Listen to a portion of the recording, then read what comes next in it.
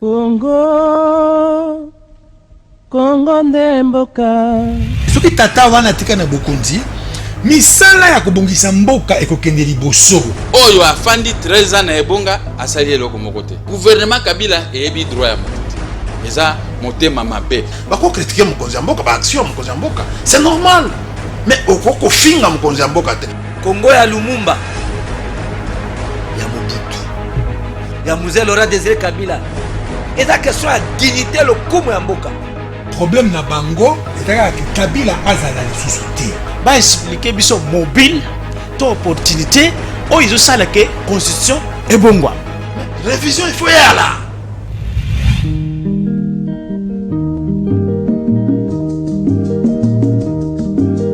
Mikolo tosekelaki na mosolo ya mboka Congo ekoki. Tofungwani misolelo tomoni bozoba nyonso tosali boya kobongisa Congo aveni ebongi tosala moto nyonso ata mwana Congo ya mosolo mpembe ya nzoku Congo ya bwanya kasa ya mbila Congo ya makasi moto ya nkoi. Batata ba mama bandeko mbote na bino bisika biso bozomi na bandako na bino po na tina émission Congo Mboka. Ya solo tolobaka Congo ezali kita ya monene. Ezali kita oyo ezali ya biso nyonso esengeli tolobela yango pamba te soki tolobeli yango te moto akolobela yango na esika na biso azali te. Tozali na ba sujet oyo ezokokoba na osala makelele. Facilitateur, médiateur, tona loba lisusu nini. Bakombo nyonso oyo basi kopesa Eden Kojo pona tina ya dialogue oyo ezoya na mboka na biso. Tozali pe lisusu komona tomoni mikolo eleki bandeko ya PPRD ozonga boye kokende boya solo ekomi kopesa penza occasion ya koloba na yango wana mpona kosalama tolobi ete esengelaki kobengisa moto moko elongo na ye oyo azali bongo leader d'opinion ye oyo azali bongo monoko ya koloba mituna na bino oyo etunami mingi nantimisami ete ekozwa biyano na monoko na ye nde tosili bongo koyamba mpona mokolo ya lelo mwana mboka Barnabé Bin Karubu Kikaya ye o azali bongo conseiller ya chef de l'état na maimatali diplomatie na maimatali kolobela makambo na ndenge ya kimia ndenge ya mayele yango elongo na ependa tozoyeba kosembola tozoyeba koloba pe koyokamela na makambo oyo ezali kolobisama na mboka na biso nde topesi mbote ndeko Kikaya. Mbote mingi tika naloba nanu kombo nanga malamu kombo nanga Barnabé Kikaya Bin Karubi nyonso ezaka ya yo ata tozongisi kaka Kikaya Karubi Bin Barnabé nyonso ya yo kaka nyonso kaka kombo nanga Matondo. Boni santé. Santé malamu, merci. Boni makambo. Makambo pe bien, tout va bien. Olimbisa lingala nanga hein. Lingala ba Kongo zali boya lo balingala lingi. Voilà. Kasi na sepeli ko yamba yo to sepeli lelo ko yamba na plateau na biso po osembolela bana mboka po mituna eza ebele kasi to sepeli ete elongo na yo penza bana mboka bakoka bon kozwa biyano na mituna na bango na mokolo ya lelo makelele eloko zolobisama mingi eza dialogue sembolela na bana mboka pona nini dialogue pe pona nini na mokolo ya lelo dialogue ezali eloko moko na vie ya moto ekoki kozanga te. Dialogue entre papa na maman, dialogue entre bana na ba parents, dialogue entre ba parti politique na ndenge ya mboka yango wana lelo tango mokonzi ya mboka moni que toza na problème munene problème nini toza nango tobandi kokoma na suka ya manda na ye. Constitution et lobby, passation de pouvoir. Soko ya longwe, il faut appeler sa kiti ya kimokonzi à un président élu. Ça veut dire quoi? Ça veut dire que élection, il faut esalema.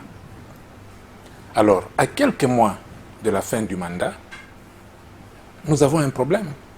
Le problème est que le processus électoral est en panne. Yangwana lobi tokutana biso nyonso en tant que banamboka total likambo wana avant que makambo eya mabe. Mais kasi tomona bandeko na biso ya opposition babanda ko singa dialogue depuis basinga dialogue banda kala majorité présidentielle to pe mokonzi mboka apesa bango occasion te ya osala dialogue pona nini kaka na mokolo ya lelo mokonzi mboka oyo amoni ke mandat na ekomi koma na suka nde akenda osala ngo tango azalaki na ngonga ebele asalela ki on te point na asalaki yango oyebi que na ba concertation nationale justement oh kino mokolo ya lelo ba tozomona mibeko ba ceux qui tokoki koloba ba recommandation à concertation nationale oyo à peine les autres salama sur 500 et quelques à peine ceux qui ekoki même pas 100 oyo salami justement oyebi tango président a gagné ki ba élection en 2011 et loko ya liboso ayebisaki gouvernement basala ezalaki ba vider ba arriérés électoraux oyebi Sénat na biso il fallait balongwa depuis 2011 mais bazali kaka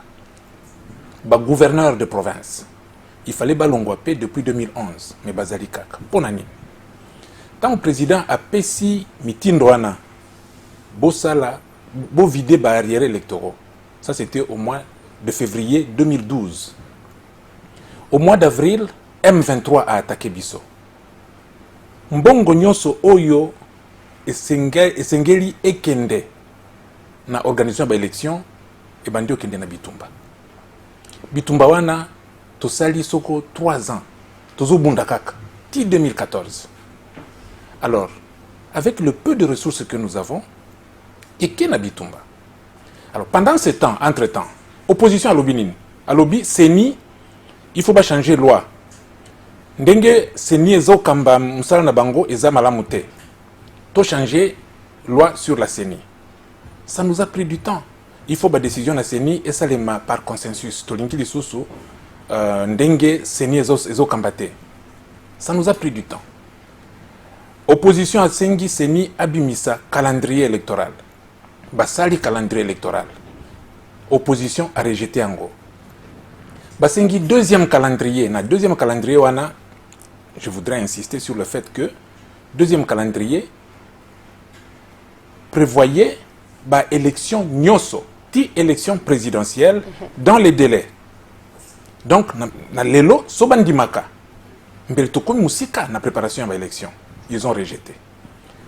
Alors, voyant tout cela, ba blocage nyoso wana, yango na président lobaki dialogue ya liboso, alobi concertation nationale boya to sangana to yokana ndenge nini tokosala po ba élection toza ozwa retard déjà à l'époque. Mais la concertation nationale, comme vous le savez, le parti le plus important de l'opposition, qui se trouve être l'UDPS, a boyaki qu'il y a la concertation nationale.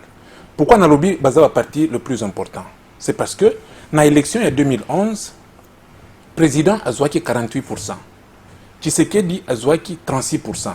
Bango Mibale bazalaki na 84%. Que dis-je? 84% il y a l'électorat congolais. Bango Mibale. 84%, c'est pas négligeable. Au Somuto, il y a 36% à Yété. Il était tout à fait normal que la concertation nationale, wana, ils ont un problème. Yangwana, ikendeki malamute. Yangwana mbalaoyo. Tolobi, dialogue, mais avec l'UDPS. Boyokaki que batu ebele bazo kende Bruxelles, kota la papa Tshisekedi, na hôpital Place Azali, koyebisaye, pour Namboka na biso, vraiment, venez, tovanda, toyokana. Tshisekedi pe andimi, UDPS pe asi andimi, bakoya na dialogue ezo banda mikolo. Mais Tshisekedi andimi, UDPS pe andimi, kasi ezali na bande comme sous opposition o ba boy catégoriquement kokota na ba élection pour ba lobby, tango ba proposer un dialogue majorité présidentielle to pe mokonzi ekolo ndeko Joseph Kabila andima kate ba boy ba lobby ba kota na ba élection te siko bo sala ndeni pardon na ba dialogue te bo sala ndeni bo kende kaka na ba o ba ndimi kokota dialogue ba o ba boy bo tika bango ou bien maman Olga oyebi na vie po osala eloko oyo ekosepelisa bato nyonso soko za na philosophie wana okosala eloko te Yesu ye moko tango atambolaki na mai bato mosusu balobaki tala ye azotambola ayebi kona jete Vous comprenez? Donc, quel que soit ce que vous voulez faire, mutumoko akozala wana pona ko critiquer. Siko ba o baboy ko kota botika bango. Non, voilà, le chien aboie, la caravane passe. Si la majorité est là, ndenge na uti oloba, Kabila n'a pas perdu naie 48% de l'électorat congolais. So papa Tshisekedi aye na UDPS 36% de l'électorat congolais. Ba mususu pe bazali. La majorité républicaine. Batoneti Kengo Adondo na ba parti naie. Opposition républicaine. Opposition républicaine. Oyokaki il y a quelques jours, ba parti est belé, il y a voilà, ko s'ingérer na kati ya MP. Bien que ba obatika ina ba kombo ba parti mususu ba kabana. Ba kokota kaka po dialogue ezali vertu moko ya malamu na vie ya moto, na vie ya mboka, na vie ya nation. Bakoya kaka. Même si bakuti biso na nzela, bakoya kaka. Mais ezali loko mususu oyo majorité na biso bopesaka comme impression. Pour la nini soki neti bolingi bosala likambo et que bandeko ya opposition baboyi boluka ko convaincre ba on peut ko talisa bango bien-être ya eloko wana po baya. Mais majorité na biso ezala na kati ya parlement, ezala na parlement provincial comme national topé ezala kaka soki bango baboyi bosundoli bango bo continuer bosama ramna bino loko bango bazaka libanda makambo. Oyebi ba négociation mususu esalemaka na sima. Hein? On les contacte toujours. En tout cas, président Nandenge ye akambakamboka, c'est un grand rassembleur. So alingazwa décision, même décision à dialogue, il pouvait bien dire OK, j'y vais, ceux qui veulent venir, ils viennent et on y va.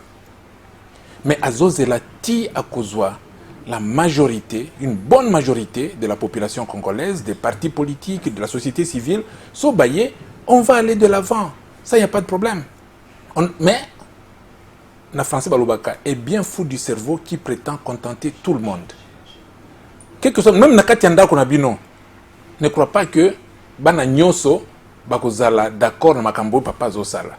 Jamais. Yango wana Edem Kojo aye pona kozala soki toko benga facilitateur, médiateur.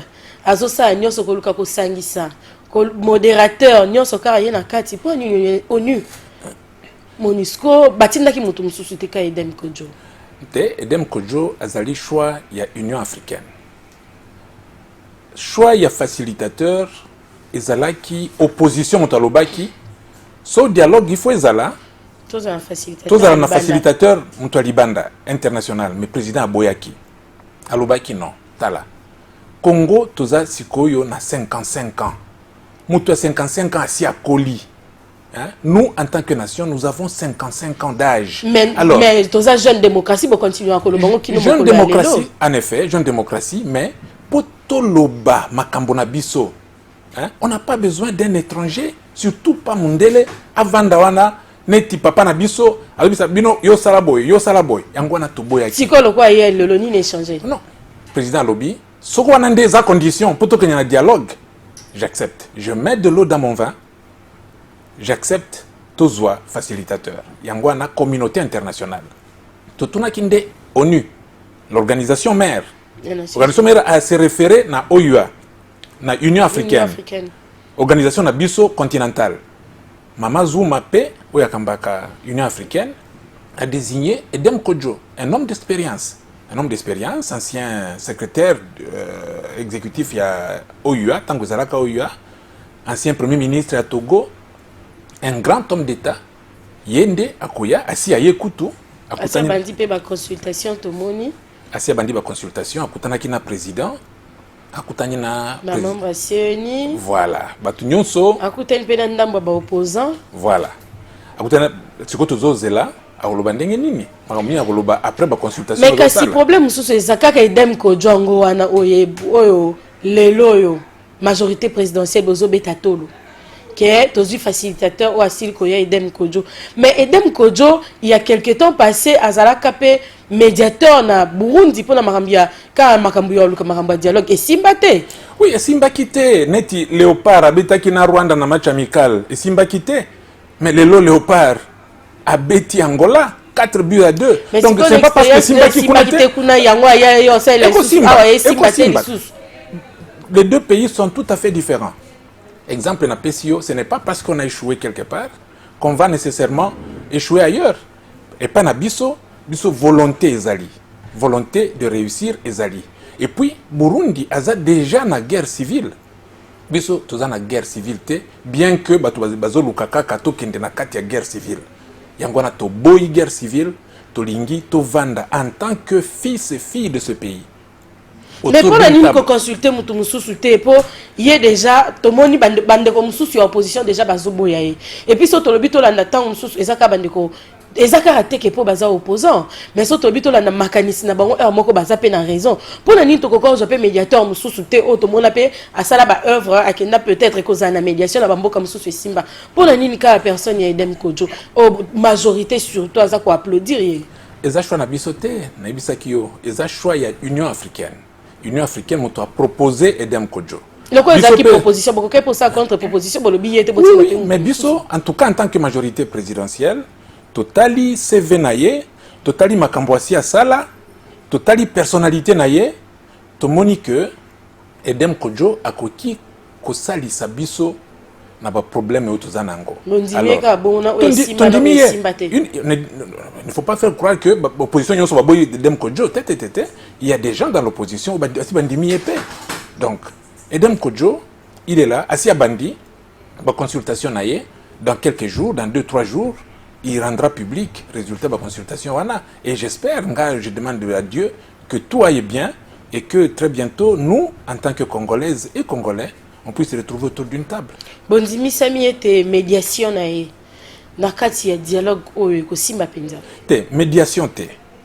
Médiation, facilitateur, modérateur, nyonso ba poste wana nyonso wana. Oui bien na kati ya dialogue wana tolobaki facilitateur rôle na ye kozala nini. Médiation plutôt modération, la modération sera faite par les Congolais. Donc majorité a ko désigner modérateur moko, opposition peut a désigner modérateur moko. Donc il y aura une co-modération. Deux Congolais. Donc bavandi wana et puis batu nyonso autour d'une table to bandi. Il y a majorité ozaka liboso ya opposition na sima. Te bango nyonso co-modérateur niveau moko. Niveau moko. Baza ba co-modérateur facilitateur avandi wana. Ba débat et bandi discussion. Tant mususu komona tozo yo kanate. Wana facilitateur neti arbitre na kati ya terrain a beti piololo. Arrêtons. Allons dormir, la nuit porte conseil. Si que facilitateur a bandi mosala na ye, à quel côté opposition, bino bolobi boye. À quel côté la majorité, bino bolobi boye. À quel côté la société civile. Et puis lobi na tongo aye, voilà, compromis, tous compromis, na problème au tuzaki na ngolobi, comme ça on avance. Voilà le rôle du facilitateur. La modération sera faite par deux modérateurs, co-modérateurs, un de la majorité et un de l'opposition. Dialogue pour yangonde zo lobby sama. Yangonde zo sama kelele kinde na forma nini? Wana to ebina nute. Wana to ebina nute. Le lobby no mbozo banda dialogue kala te bo ebina nute kino mokola lelo na forma nini? Tokoki oyebi eloko président Kabila zo boya nde azala dictateur. Soko ezalaka pona ye moko.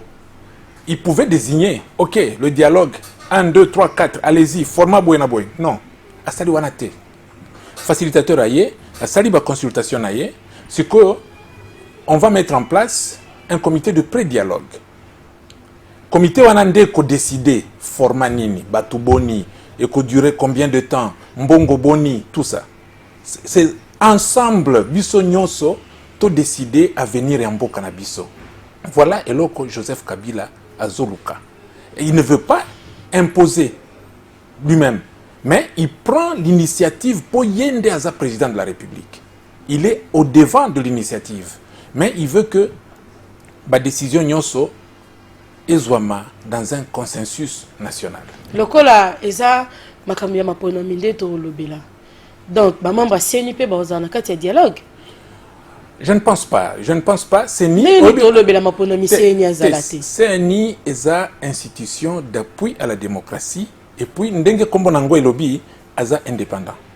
Omoni bango bako kota makambo na biso politique mikakatano entre PPRD, UDPS, UNC, boyna boy. Non non, wana itali bango Parce te. que se zo tourner autour à ma ponomi. Pour désordre ça la makapo ma ponomi.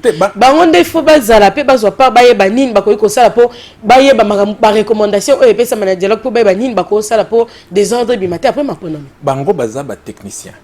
Baza ba technicien. Mosala na bango ko pesa biso calendrier ya ba élection na ndenge basala comment on dit enrôlement problème neno et puis problème neno tozanango pour na ba élection ma pomnami oyo ya les nouveaux majeurs bangonde mama likambo parce que baza à travers Congo ngana sina tambola Congo mobimba na ba prisonnier epai il faut voir na ba diaspora epai soko moni nombre ya ba jeunes oyo baza na kati ya mboka na biso c'est énorme. Obi bano bazalaki na 13 ans en 2011, bazalaki na 18 ans en 2016. 14 ans, 19 ans. 15 ans, 20 ans. Baza na kati ya liste ya senité. Donc il faut seni akende à travers le pays ko enrôler bango. Parce que bango nde ba électeur ya lobby. Wane rozo seni combien de temps pour na osalango? Wana ebité. Bango nde ba électeur na bino, ba jeune ya lelo. Ils ont sauté, comme une bangue. Parce que les jeunes qui veulent maintenant nous remplacer, dans le cabinet, dans le gouvernement, dans le parlement, ils ont des binos. Les électeurs ont bino bangwana. Les 13, 17 ans, en 2011, pardon, au Bakozala, les 18, 25 ans, en 2016. Bangonde électorat na bino ya ba jeune, oyo, génération, oyo, il faut remplacer biso na nenge ko kambamboka. Alors, si on baza en dehors il y a élection, on ne rend pas un bon service à notre pays. Alors, wana nyoso problème wana mama ya likambonenge omoko lobaki, il faut qu'on décide de ça ensemble. Siko likambo mosusu ezali ya motu ya penze ezali, koluka ko enrôler ba jeune, koluka ko enrôler ba o bazali qui peut-être ba soda ba déserteur, koluka ko enrôler ba prisonnier, koluka ko enrôler na mukolo alelo ba diaspora ya solo tondimisa miete ezana besoin ya misolo na yangonga ebele na tango oyo tozoluka lisusu kokende na dialogue yango moko toyebi nanu te combien de temps ekozwa jusque là toyebi nanu te ekobanda mukolo nini kino ekende kosila po ete ba résolution nango ebanda kokota na misala ekozwa combien de temps ondimisa miete ndeko kikaya na bosembo nyonso na motema na yo ondimisa miete kino tokende kosilisa nyonso wana eko permettre biso tozala na ba élection vraiment na temps o esengeli ko salema obosanaki catégorie moko bato bakufaki depuis 2011 et 2016 bato boni basi bakufi baza na ba liste wana o iza na seni sikoyo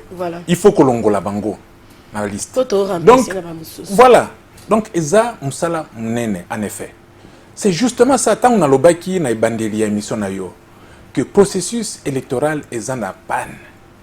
Maintenant, toko bongisa panne wana ndenge nini. Eza likambo ya Kabila ye moko te. Eza problème etali congolais nyonso. Alors, nous avons intérêt à nous mettre autour d'une table et discuter avant que toko ma na situation à Burundi. Oyebi, tout ça qui est élection en 2006. Oiti kolobawa que ekoluka boni. Il nous faudra combien d'argent? Problème de financement, c'est un problème sérieux. Le président ne peut pas se décider lui-même. Commencer à aller, par exemple, à la Banque mondiale, au Fonds monétaire ou aux partenaires. Bon défi, sabiso mbongo, pour tout ça, l'élection. Yemoko, soit une décision wana. Cela veut dire quoi? Asal dissous sous dette, azui nyongo. Pour le pays. Nyongo wana, biso mutu futa bango yangote. Tout ça, vous êtes en train de nous pousser. Bino mutu futa nyongo wana. Alors, lui ne peut pas engager la nation tout seul. Si c'est ça la solution, aller chercher l'argent à l'extérieur. Pour un mboka la biso pe ko bimisa mosolo. Bandaka moi mboka matata po nda bando pesa mosolo te pona bema pona. Non, mosolo biso pe to bimisa mosolo. Ebi eza 1,1 milliard 400 millions. Oui, pour ça qui tout makasi na 2011 to baki biso moko to soutenir maponomi na biso po to yeba ke to zaki capable. En 2011, to sala ki maponomi, mais alors après, qu'est-ce qu'il y a eu? 2006, la même chose. Tout ça là qui m'a ponomi. Et après, il y a eu une guerre dans Kinshasa. Oyazwa quitté à Tumbaki, Cour suprême de justice. Cour suprême de justice d'un pays. Bâti moto, incendie. pelissimo dans la Cour suprême de justice. Tout ça, c'est un des problèmes. Sécurisation avant, pendant et après les élections. La guerre qui avait eu lieu à Kinshasa en 2006 n'avait pas de raison d'être. Makamboana Nyoso, il faut izala likolo ya mesa. Ba Congolais Nyoso to vandi autour de cette table-là et on en parle. On en discute et trouver des solutions pour notre pays. C'est quoi la solution en tant que Togozongo? Est-ce que délai et que tout ça pour tous en maponomi en novembre 2016 le col bongisa mi maponomi à mokonzi ekolo? Tout ça, c'est à discuter autour d'une table. Oui, bien, solution à toutes ces questions. Biso Tokoki Koloba, ok. Président Koloba, ok. Toute affaire cessante. Totiki Makambonyoso, élection en novembre. On fait des élections. Lobby au Koyoka. Oh, PPRD a triché. Oh, bah triché. Les élections n'étaient pas bonnes et tout ça. Et nous continuons à patauger. Alors, Yangwana Biso Tuzoluka, mettons-nous ensemble. Voyons tous les problèmes, l'énormité des tâches. Hein? Maman Rikambo Tozanango. Nous allons résoudre comment? Tobandela Wapi, mais faisons ça ensemble. Comme ça, dans l'élection Yokoya, ezala propre, crédible. Tolingi Kokate Mutumoko Loba, o Muto Azuite, a triché. Et puis aller dans ma parcelle, à limiter ou je ne sais pas moi où, et jurer devant ma femme et mes enfants que c'est moi le président de la République. Tolingi on a les sous-soutés. Ou bien, après les élections, Bokende Kutumba Cour suprême de justice, au banda guerre na Kisasa, Makila et Tangana Lissous. Donc, tu as besoin de l'élection. Tu as 2016. Wana, encore une fois, c'est une question, très bonne question. Dans le baki, processus électoral, Oyo et Kumabiso na ba élection, ils ont en panne. Il faut dépanner. Moutuka Sogo pneu et toboki. Il faut venir ensemble, les gens qui étaient dans la voiture, Botomboli Moutuka, vous réparez en gros, et puis vous avancez. Maintenant, nous reconnaissons que le processus électoral est en panne, mais Ali, quand il y a force majeure. Tosengaki guerre, Totindaki opposition, abo ya ba calendrier, Oyo Seni a proposé quitter, Bisote Moutotorobaki. Mais ceux qui opposition Sengaki binoté, enrôlement ba nouveau major, Ndengezoko Malelo. Tant que tu as dit que maponomi bon on nouveau major ana lelo bozu makasi yo tele melango lelo pour ezaki proposition opposition wana oyebi biso tulinge to sala kutu mieux oyebi ti lelo na récence na onip o boteki pour na récence il y a combien de temps justement onip pas ça makanisine bazaka la possibilité te yo sala ngo avant une année onip eza agence oyo eza constitutionnel n'est-ce pas na kati ya mboka. Jusqu'aujourd'hui, il n'y a personne, mais alors personne qui peut me dire il y a combien de Congolais. Tous abonnés, tous évités. Même le gouvernement, moi j'étais membre du gouvernement, pour nous ça le budget. Au ça le budget n'engenini, soko yebité, minoko boni akole isozanango. Même dans ta propre famille. So aux autres ça le budget, au sombasa qui a foufou, au sombasa qui a madesu, il faut savoir, nazana minoko combien au bakolia. Soko yebité, il te sera impossible de faire un budget. Alors, Moussala y a recensement et ça Moussala permanent. Et qu'aussi là, Mokolo toko tika ko botabana. Nakati amboka na biso. Donc quoi peut tika ko botate. Voilà, donc on y point na baboyaki. Hein? C'est vraiment un mauvais service, un acte d'ailleurs antinationaliste qu'ils ont fait.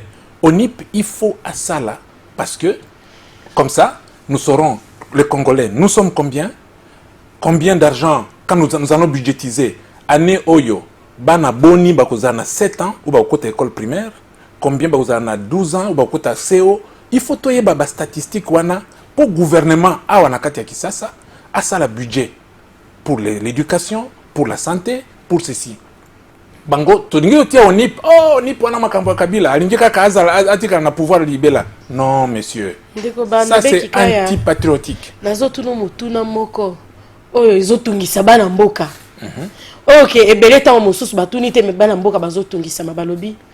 Est-ce que mokonzi ekolo Joseph Kabila azana intention à Luka ami représenter lisusu na maponomi to azana intention na sima dialogue ebenda mombula mi balé après nde siko ya ta maponomi pendant temps na zoluka atia dauphin.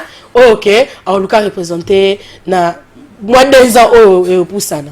wana eza question ya kotuna ye moko zela bengisa ye na émission na yo émission kitoko na tala kango à propos félicitations merci tala ka Congo Mboka vraiment c'est une très bonne émission et bato ebele balanda kango benga président tuna ye mengai mais ils appellent lancer ceux qui kaka arrondissement roya et là ngana yebi président je mets au défi quiconque oasi ayokaye à lobby ngai na kozala candidat il n'a jamais dit ça et loko alobaka je respecterai la constitution c'est ça qu'il a toujours dit dans tous ses discours à la nation mende na mboka na biso tomesana ba procès d'intention mutuna na lobby loko te oh alingia sala boy et puis ba basé ba politique na bango nyonso sur les ondits makelele ya wenze sur les ondits to marambo bazomona nini mais tozomona na mukola lelo PPRD par exemple où eza parti na bino PPRD 13 ans yango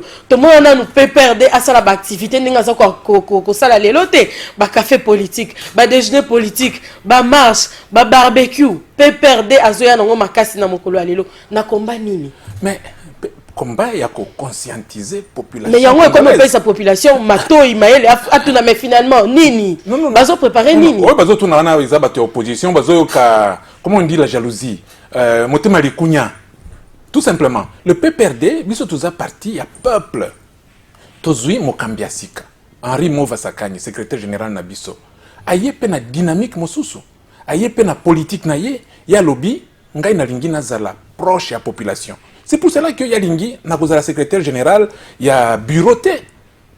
Chaque jour, à Zokita, na Bandal, na Massina, partout, il est là où sont nos militants. Il parle aux gens.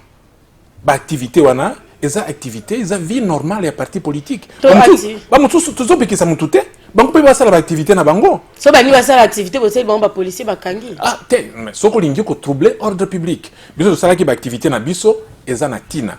Neti le 4 janvier. Le 4 janvier, za mokolo yo to kanisa kabande kona biso ba kufaki.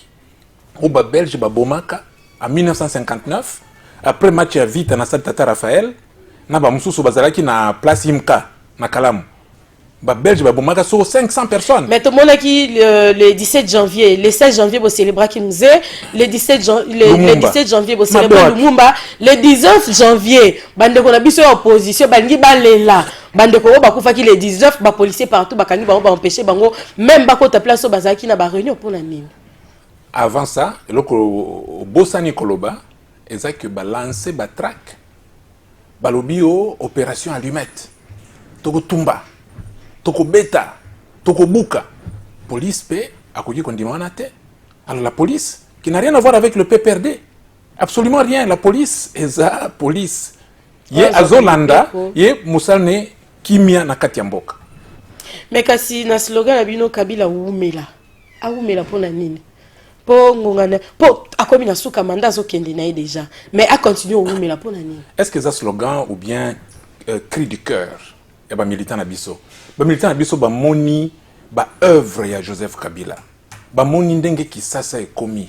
Ba moni ndenge to komi na mbongo, le franc congolais qui se débrouille très bien sur tous les marchés. Inflation exatée. Le salaire commence à avoir de la valeur. Ce qu'on a $100 lelo, tina suka ya sanza $100 wana ezali kaka. Avant, mais tout tina maman, je crois que tu es trop jeune. Au bosani makambo taux du jour. Taux du nouveau Zaïre, au sombi tomate, au yenanda kuna poko kei, mbongo wana somba kiwana e kokokali susute. Ça c'était au taux du jour. Mais wana makambo wana ici là. Ici là. Alors, bana wana ba moni, ba ngondo ba Kabila umela. Kabila to mboko yokobosa na yete. Kabila umela wana, cela ne veut pas dire nécessairement que physiquement qui reste, mais ses idées, ba idée na ye. Neti musée tozo kanisaye na ne jamais trahir le Congo. Des générations même dans 100 ans nous ne serons plus là. Bakoye bakaka que il y a eu un président qui nous a dit, qui nous a enseigné de ne jamais trahir le Congo. Et Angwana Kabila, et Joseph Kabila est venu, il a mis en pratique. Bah, idée qui tokoana, nous a dit de nous apprendre à nous prendre en charge. Alors, à Koumela, ti Jésus-Christ à Kozonga. Maintenant, on est kokikaya.